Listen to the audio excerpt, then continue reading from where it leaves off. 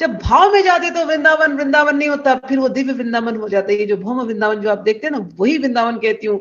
प्राकृत वृंदावन नहीं रहता, वो वो दिव्य वृंदावन हो जाता है, चिन्मय हो जाता है, ये भाव में। मैं हमेशा बोलती हूँ, कई बार मेरे फ्रेंड्स लोग, दिल्ली के आसपास रहने वाले बहुत लोग हैं, तो मैं यहाँ से जाती थी यूएस से, तो उनको लगता था कहाँ जा रही हूँ, मैंने कहा वृंदावन जा रही हूँ। क्या करेगी वृंदावन, कितने दिन रहेगी, मैंने कहा रहूंगी 10-15 दिन, महीना, जो मेरी मर्जी, जितने दिन रहना रहूंगी।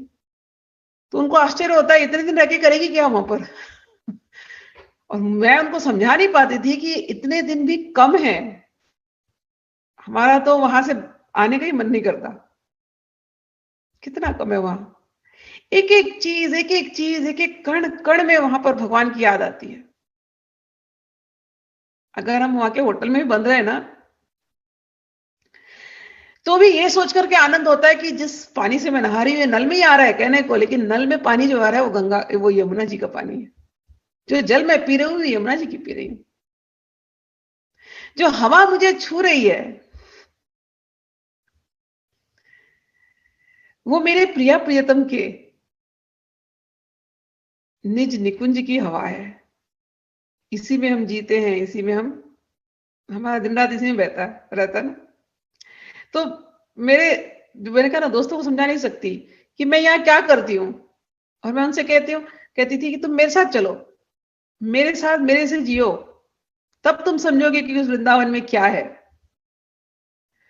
क्योंकि वो लोग भी बड़ाई करते हैं, हम तो दिल्ली से है ना, हम तो दिल्ली से यूं निकल जाते हैं, बस हम तो सुबह गाड़ी करते हैं, 2-3 घंटे में हम पहुंच जाते हैं, फिर दर्शन करते हैं, बाकी बिहारी का दर्शन करते हैं, दर्शन करके फिर चाट पकौड़े खाते हैं, चाट पकौड़े खा के हम शाम को आते हैं। फिर शाम को आने के बाद उसमें से कुछ दोस्तों को तो उनको ड्रिंक्स भी लेना होता है, तो वो करते हैं। तो ऐसे जब आप दर्शन करोगे तो क्या दर्शन किया आपने केवल एक चेकलिस्ट की बस। ये दर्शन ठीक है, पुण्य मिलेगा उसको, आपको आपने एक चेक किया। लेकिन वृंदावन जो जगह है, वो भाव, प्रेम भाव का स्थान है। और जब हम इन रसिक संतों की वाणियां पढ़ते हैं, चाहे 84 पढ़ते हैं, चाहे 42 लीला पढ़ते हैं, चाहे महावाणी पढ़ते हैं, चाहे राधा रसुदा निधि पढ़ते हैं, चाहे गीत गोविंद पढ़ते हैं, ये जो भाव, ये जब उठती है, तब उन स्थान का, एक एक स्थान की महिमा नजर आती है।